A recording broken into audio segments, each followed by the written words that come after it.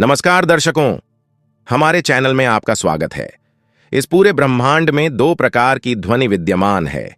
एक है आहत नाद और दूसरा है अनाहत नाद।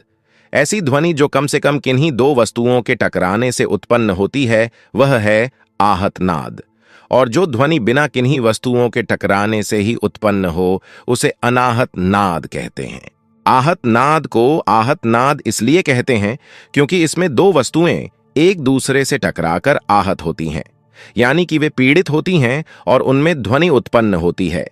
अनाहत नाद में कोई भी वस्तु एक दूसरे से नहीं टकराती और ना उनमें कोई पीड़ा होती है और स्वयं ही एक ध्वनि उत्पन्न होती है। आहत का विलोम है अनाहत। ध्यान और योग में अनाहत नाद का विशेष स्थान है। हमारे शरीर में भी अनाहत नाद रूपी ध्वनि गूंजती रहती है, लेकिन इस ध्वनि को वही सुन पाते हैं जो निरंतर ध्यान और योग का अभ्यास करते हैं।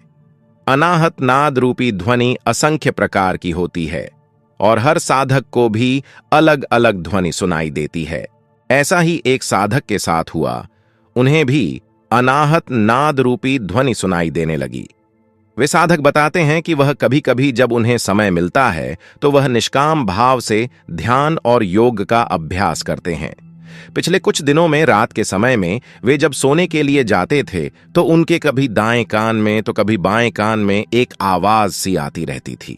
उन्हें अपने कानों में वाइब्रेशन सी महसूस होने लगती और उन्हें लगता कि मानो उनके कानों में कोई मशीन चल रही हो। ऐसा उनके साथ लगभग एक सप्ताह तक होता रहा और फिर यह सब बंद हो गया। साधक को महसूस हुआ कि कोई सकारात्मक ऊर्जा उनके शरीर में विद्यमान है। तो यह था अनाहत नाद को लेकर एक साधक का व्यक्तिगत अनुभव।